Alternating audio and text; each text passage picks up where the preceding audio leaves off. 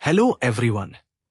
A janitor who never earned more than minimum wage died with $8 million in the bank. A Harvard-educated finance executive went bankrupt. This video breaks down why and what it really takes to build wealth. Chapter 1. No one's crazy. Housel begins by pointing out that everyone's view of money is shaped by their own narrow, personal slice of experience. The family they grew up in, the economy they came of age in, the decade they were born into. Two equally intelligent people can look at the same data and reach opposite conclusions about risk, saving, or spending, simply because their lived experiences with money were completely different. He cites research showing that people's lifelong appetite for risk is anchored to the economic conditions of their youth.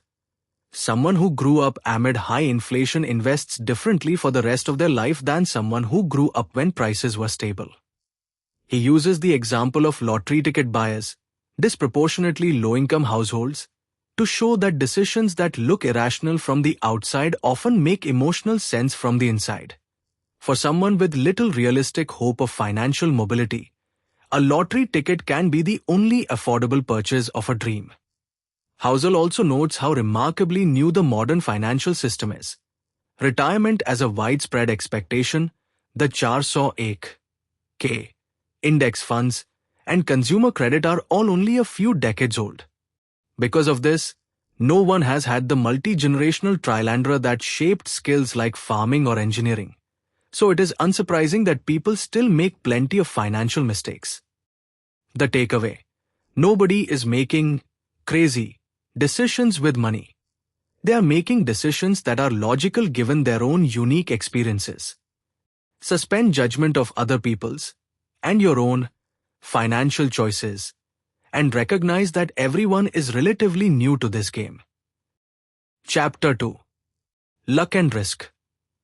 This chapter pairs the story of Bill Gates, who had the 1 in a million luck of attending one of the only high schools in the world with a computer, with that of his close friend and fellow prodigy Kent Evans, who had the equally rare misfortune of dying in a mountaineering accident before finishing high school.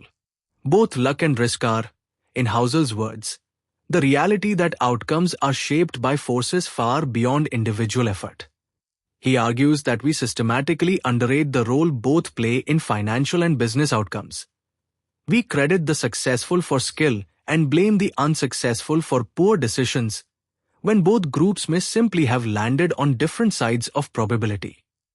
Using historical figures like Cornelius Vanderbilt and John D. Rockefeller, men celebrated for bending the rules on their way to fortune, in contrast to others who did the same and were ruined, Housel shows how thin the line is between bold and reckless, visible only in hindsight. His advice is twofold. Be careful whom you praise or envy, since you cannot know how much of their outcome was luck versus skill, and focus less on extreme, singular case studies, a Warren Buffett or a Mark Zuckerberg, and more on broad, repeatable patterns of behavior, since extreme outcomes are usually the least applicable to your own life. The takeaway: success and failure are never purely the result of individual decisions. Luck and risk are always present, and both success and failure are rarely as deserved as they appear. Judge broad patterns rather than individuals, and extend humility to yourself and forgiveness to others. Chapter 3. Never Enough. Housel opens with novelist Joseph Heller's remark that he had something a hedge fund billionaire would never have: enough. He then tells two cautionary stories. Rajat Gupta, a McKinsey CEO worth around $100 million who risked everything by trading on insider information in pursuit of billionaire status, and Bernie Madoff, already a legitimately wealthy businessman who built a Ponzi scheme anyway. Both men had already achieved more wealth than almost anyone could need, yet an insatiable desire for more led them to destroy reputations, freedom, and family, the very things money was supposed to protect. The core problem, Housel argues, is a moving goalpost. One's ambition grows faster than satisfaction. A person can never feel like they have enough, no matter how much they accumulate, because they are also comparing themselves to people wealthier still, a ladder with no top rung. He lays out that the hardest financial skill is not earning or investing well, but knowing when to stop reaching. There are things: reputation, freedom, family, relationships, happiness, that should never be risked for a chance at more money, no matter how favorable the odds look. The takeaway: learning to feel that you have enough is one of the hardest and most important financial skills. There is no logic in risking what you have and need for what you don't have and don't need. Social comparison is a game you can never truly win, so the only way to win is to stop competing. Chapter 4: Confounding Compounding. This chapter uses the science of Earth's ice ages, caused not by dramatic single events but by small seasonal snow surpluses that compound over centuries into continent-covering glaciers, as a metaphor for how compounding works in finance. Modest, repeated growth can produce results that look implausible, precisely because human intuition is built for linear thinking, not exponential thinking.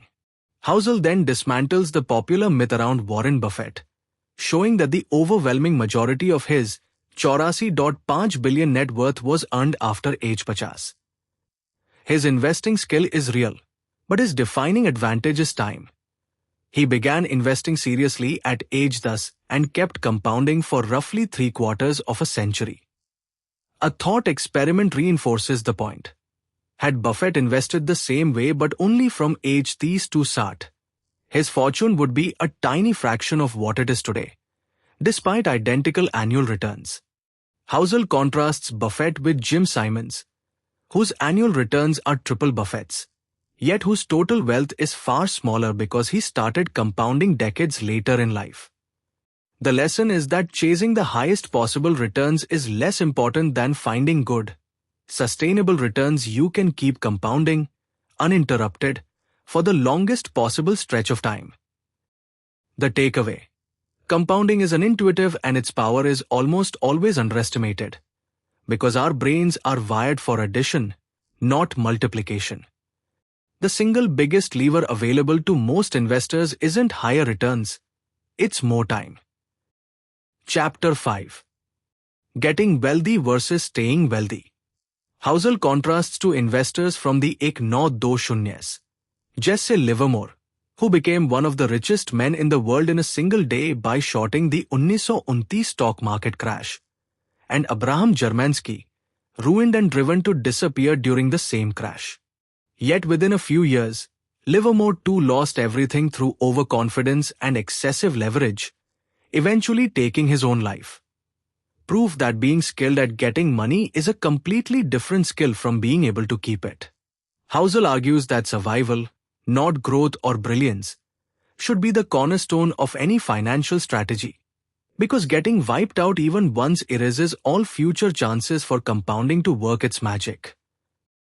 He explores this through Warren Buffett's career, noting that Buffett's success owes as much to what he avoided: excessive debt, panic selling during recessions, dependence on outside capital that could be pulled, as to what he did well.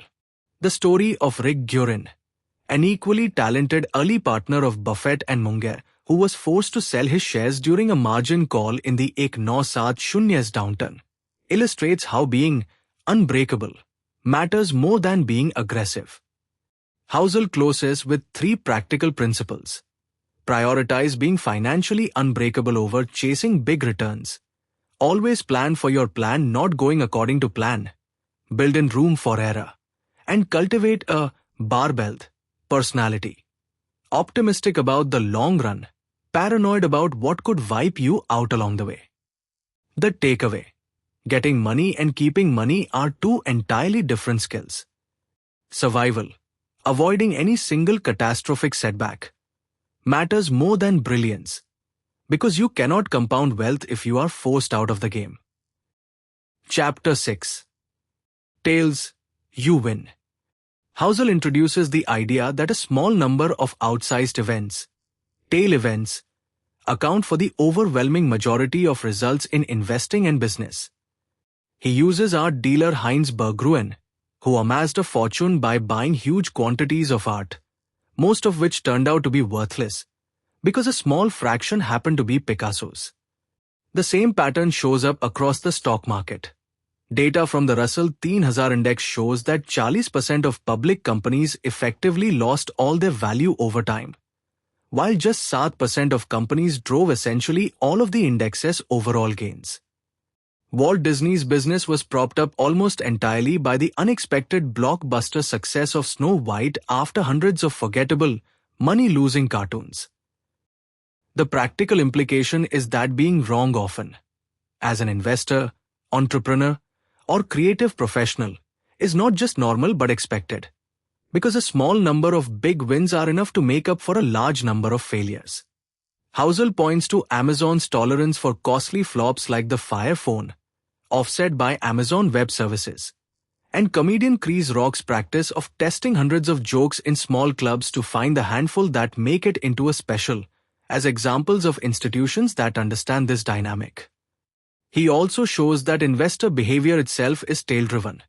Staying invested through the roughly 20% of time markets are in or near a recession accounts for a dramatically outsized share of lifetime returns.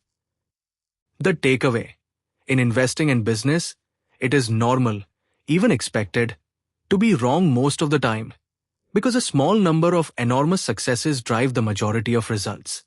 Judge yourself on your whole portfolio of decisions, not any single one, and stay in the game long enough for your tail events to occur. Chapter 7. Freedom. Housel argues that the highest dividend money pays is not a bigger house or a nicer car, but control over your own time. Drawing on decades-old research by psychologist Angus Campbell, he shows that a strong sense of controlling one's own life is a more reliable predictor of happiness than income, education, or any other measurable circumstance. He recounts his own brief, miserable stint as an investment banking intern to illustrate how even work you enjoy can feel unbearable when you have no control over your schedule, a psychological phenomenon researchers call reactance. Even though median income in the United States has more than doubled since the 1950s, surveys show Americans report more stress and worry, not less, largely because more jobs now demand round-the-clock mental engagement rather than clocking out at the end of a shift. Housel contrasts this with John D. Rockefeller's deliberate, quiet decision-making style, and cites a study of elderly Americans' life lessons in which not a single person said they wished they had worked harder to buy more things. Instead, they valued relationships and unstructured time above all. The takeaway: the true, hidden value of wealth is the autonomy it buys, the ability to do what you want, when you want, with whoever you want. Optimizing your finances for control over your time, rather than for the biggest paycheck, is often the better trade for long-term happiness. Chapter 8. Man in the Car Paradox. Drawing on his years as a hotel valet parking Ferraris and Lamborghinis, Housel makes a sharp observation. When people see someone driving a flashy car, they rarely admire the driver. They imagine themselves being admired if they own the same car. In other words, the very people buying luxury goods to earn respect are, ironically, invisible to the people they are trying to impress, who are focused only on the object itself. He recalls writing to his newborn son that expensive possessions rarely deliver the respect and admiration people hope they will. This is not, Housel clarifies, an argument against ever buying nice things. He says he enjoys both wealth and fast cars. It is a caution about the underlying motive. If the goal is genuine respect and admiration from others, humility, kindness, and empathy are far more effective and dependable paths to it than horsepower or brand names. The takeaway: if your real goal in buying expensive things is to be respected and admired, you are likely to be disappointed. Because onlookers are typically imagining themselves in your shoes, not admiring you. Humility earns more genuine respect than any purchase can. Chapter 9. Wealth is what you don't see. Housel draws a sharp and important distinction between being rich and being wealthy. Rich is visible. It's the car, the house, the vacations. And it simply reflects current income. Wealth is invisible. It is the income that was not spent, converted instead into financial assets. He tells the story of Roger, a fellow Valetera acquaintance whose flashy Porsche turned out to have been repossessed, to illustrate that outward signs of money tell you almost nothing about someone's actual financial position. They may just as easily indicate someone spending everything they have, or more. He argues this is why wealth is so hard to learn from or imitate, because it's hidden by definition, unlike being rich, which is often deliberately displayed. People are naturally good at learning by observing and copying others, but you cannot copy what you cannot see. Housel returns to Ronald Read, the humble janitor from the introduction, noting that no one considered him a role model while he was alive precisely because his wealth was completely invisible until his death revealed it. The takeaway: true wealth is defined by the money you don't spend, not the things you buy. Because wealth is invisible by nature, it is much harder to learn from wealthy role models than from rich-looking ones. So judge financial success cautiously, based on what you cannot see rather than what you can. Chapter 10. Save money. Housel makes the case, using an analogy to the Ek No Saat Shunyas energy crisis, that building wealth depends far less on investment returns or income than on your savings rate, a factor almost entirely within your own control. Just as the world overcame fears of running out of oil primarily through efficiency rather than by finding more oil, individuals build wealth more reliably through frugality than through chasing bigger paychecks or higher investment returns, both of which are subject to forces outside anyone's control. He notes that spending beyond a fairly modest baseline of comfort is largely driven by ego rather than need, which means one of the most powerful ways to increase your savings rate is simply to care less about what others think of you. Crucially, Housel argues that savings don't need a specific purchase goal to be worthwhile. Unearmarked savings act as a hedge against life's inevitable and unpredictable surprises, and they buy flexibility and control over your own time, which is itself an invisible but very real return on your money. The takeaway: your savings rate matters more to building wealth than your income or your investment returns, and it is the one variable almost entirely within your control. Save without needing a specific reason. The resulting flexibility is itself a hidden, valuable return. Chapter 11. Reasonable, rational. Housel opens with the odd historical story of a doctor who treated syphilis by deliberately infecting patients with malaria to induce a fever. A treatment that, though scientifically justified, was so unpleasant that it was never something patients would tolerate for its own sake. The parallel to money. The mathematically optimal financial strategy is often not the one people can actually stick with emotionally, and a strategy you can't stick with is worthless in practice. He cites Nobel laureate Harry Markowitz, who built his own portfolio not according to his own famous risk-return formulas but according to what would minimize his personal regret. Housel argues that investors should aim to be reasonable rather than coldly rational. For example, it's fine to feel emotionally attached to your investments, to favor investing in your home country out of familiarity, or to dabble in individual stock picking purely for enjoyment, so long as these choices help you remain committed to a broader sound strategy over the long run. What matters most is a strategy staying power, since historical data shows markets have never lost money over any 20-year period. Meaning simply staying invested is often more important than optimizing the investment itself. The takeaway: the best financial strategy isn't the mathematically optimal one. It's the one you can actually stick with through good times and bad. Aim to be reasonable, not perfectly rational. Chapter 12. Surprise. Housel warns against what he calls the historians as prophets fallacy, the tendency to treat historical market and economic data as a reliable map of the future, when in reality the most consequential events, the Great Depression, World War II, September 11th, were themselves unprecedented surprises with no historical basis to predict them. He notes that a tiny handful of people and events, Hitler, Stalin, Edison, Gates, 9/11 have disproportionately shaped the entire trajectory of the modern economy, and none of them could have been forecast from prior data.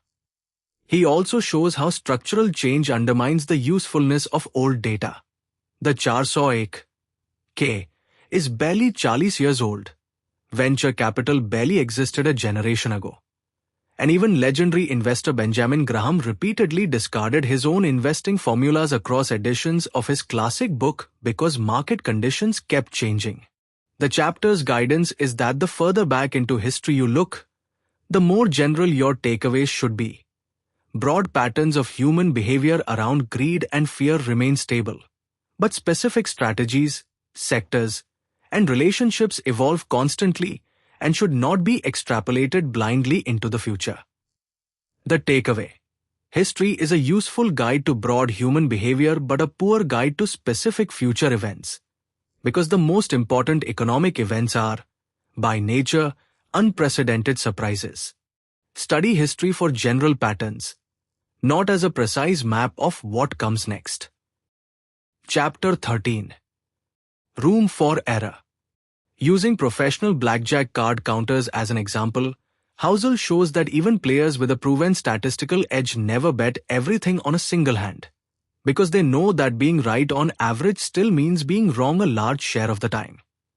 He connects this to Benjamin Graham's famous margin of safety concept, building enough of a buffer into your plans that precise forecasting becomes unnecessary.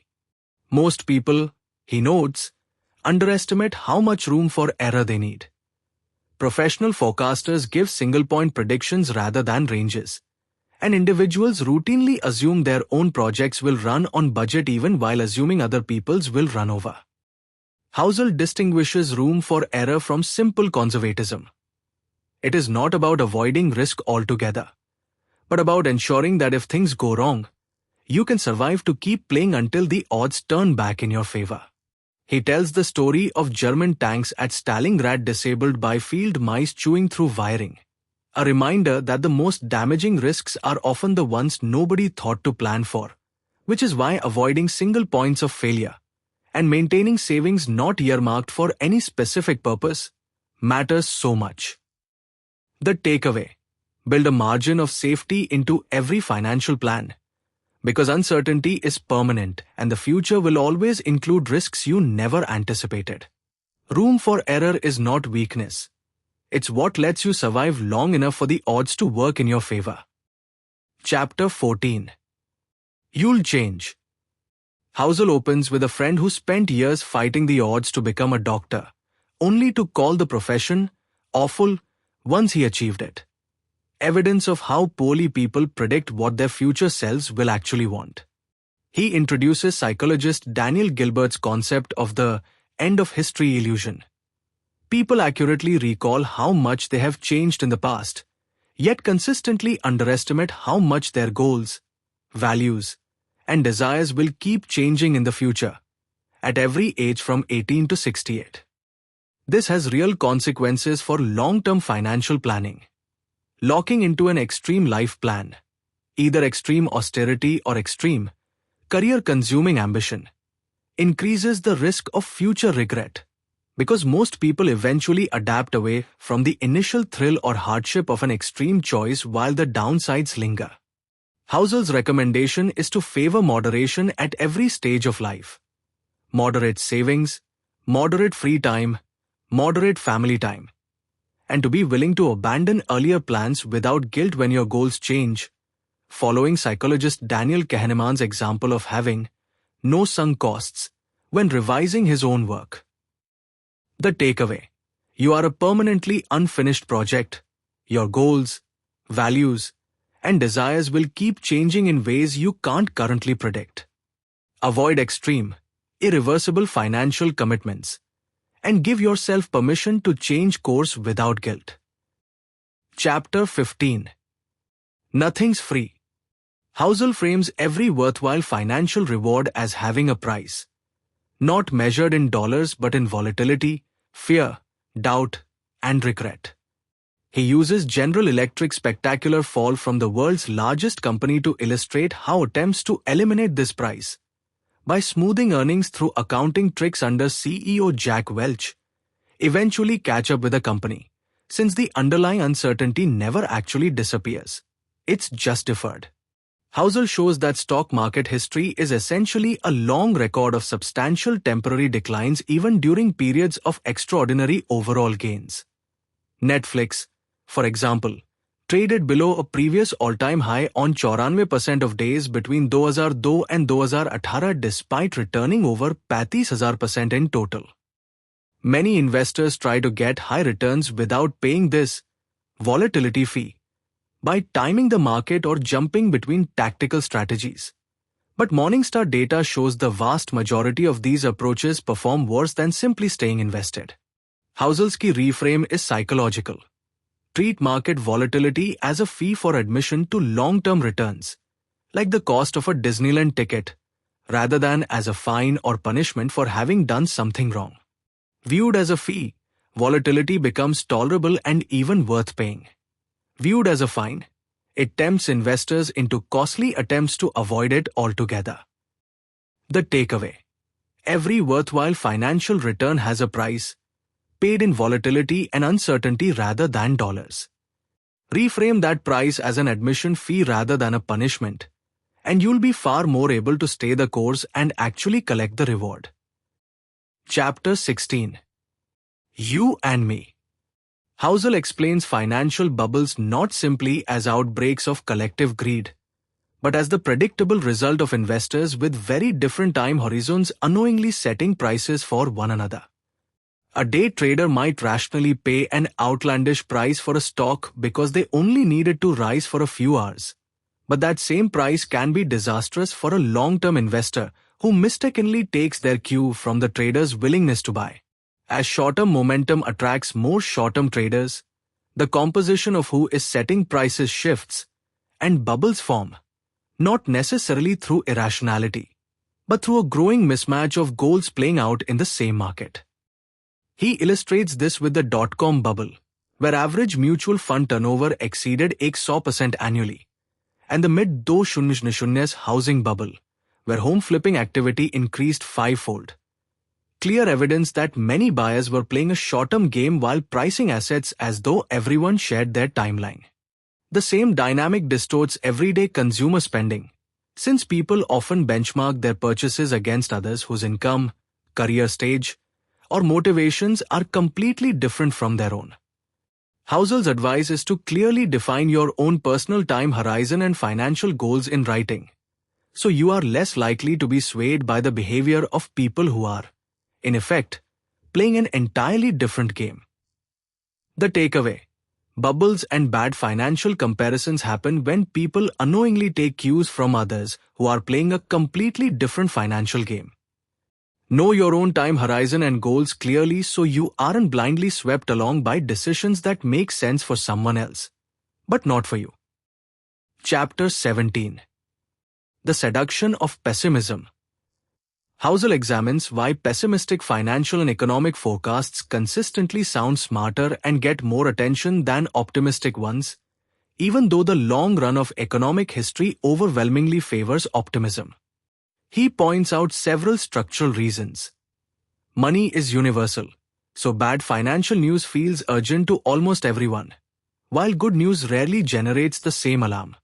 Media coverage is asymmetric, giving much more attention to market declines than to gains of equal size. And pessimists often extrapolate current bad trends in a straight line without accounting for how markets and human ingenuity adapt, as shown by fracking technology solving 2008's supposed oil shortage crisis. He also observes that progress tends to happen too slowly and gradually to notice, like the decades-long, life-saving decline in heart disease deaths, while setbacks happen quickly and are impossible to ignore, like a market crash or a plane crash. This asymmetry in visibility makes pessimism feel more persuasive and realistic than optimism, even when optimism has actually been the better long-term bet throughout history. Housel closes by noting that pessimism also serves an emotional purpose. Expecting the worst protects people from disappointment and can make ordinary outcomes feel like pleasant surprises. The takeaway: pessimism sounds smarter and spreads faster than optimism. But the broad sweep of economic history favors those who bet on long-term progress. Be wary of extrapolating short-term bad news in a straight line, since markets and people tend to adapt. Chapter 18. When you'll believe anything. Using the image of an alien observer who cannot see any physical difference in the American economy between 2007 and 2009 yet discovers households are trillions of dollars poorer. Housel argues that the real driver of economic swings is often the story people tell themselves, not tangible changes in resources or capability. He introduces the idea of appealing fictions, beliefs people adopt not because the evidence supports them, but because the stakes are high and they desperately want them to be true. Whether that's a villager trying a folk remedy for a sick child or investors trusting a market forecaster with no real track record. This helps explain why financial scams like Bernie Madoff's Ponzi scheme fooled even sophisticated investors, and why an industry of actively managed funds continues to attract trillions of dollars despite the vast majority underperforming simple benchmarks. Housel also draws on Daniel Kahneman's research to show that everyone, out of necessity, fills in gaps in their limited understanding of the world with confident, coherent narratives, which explains why market forecasts remain popular and demanded even though virtually no one believes they are actually accurate. The takeaway: people believe financial stories not because the evidence supports them but because the stakes are high and belief feels comforting. Be especially skeptical of any narrative you deeply want to be true, and build enough margin of safety that you're protected even if that story turns out to be wrong. Chapter 19. All together now. This chapter distills the book's lessons into a short set of practical recommendations. Housel opens with the story of a 1930s dental patient who died after a procedure he never consented to, drawing a parallel to financial advice. Because everyone's goals, timeline, and comfort with risk are different, no single financial plan is universally right, just as no single medical treatment plan is right for every patient. What matters is finding an approach that fits your own circumstances and values. The core recommendations he lists include: extend humility toward your own successes and compassion toward your failures, since luck and risk are both at work in every outcome. Recognize that true wealth comes from suppressing your ego rather than raising your income. Manage money in whatever way lets you sleep soundly at night, rather than chasing the highest theoretical returns.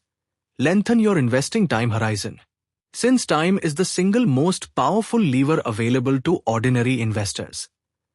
Get comfortable with a large share of your decisions turning out to be wrong, since a small number of big wins can make up for many losses. Use money to buy control over your time. Favor kindness and humility over flashy spending. Save without needing a specific reason. Treat market volatility as a fee rather than a fine. And always leave room for error, because plans rarely survive contact with reality. The takeaway: there is no single, correct way to manage money. Only principles: humility, patience, room for error, and knowing your own goals, that, applied consistently, give you the best odds of reaching whatever financial outcome matters to you. Chapter 20. Confessions. In the book's most personal chapter, Housel describes exactly how he and his wife manage their own money, framing independence, not luxury or being rich, as their central financial goal, a value he traces back to watching his father, an emergency room doctor, walk away from a high-stress career once he had saved enough to have the choice. Housel and his wife have deliberately kept their lifestyle roughly the same since their 20s even as their incomes rose, directing virtually every race towards savings rather than lifestyle inflation, which he credits as the single decision he is proudest of in their financial life. He openly admits to choices that look financially irrational on paper, paying off their mortgage early rather than investing the difference, and holding roughly 20% of their assets in cash. Because these choices maximize psychological comfort and independence rather than theoretical returns. On investing, he describes moving away from individual stock picking towards simple, low-cost index funds, reasoning that since they can meet all of their goals through disciplined saving alone, there is no need to take on the extra risk of trying to beat the market. He closes by reiterating the book's central theme. There is no universally correct financial strategy, only the one that lets you and your family sleep well at night. The takeaway: Housel's own approach. High savings, simple index investing, a large cash cushion, and a debt-free house isn't presented as the right answer for everyone, but as proof that a psychologically comfortable, sustainable plan will usually beat a theoretically optimal one that you can't stick with.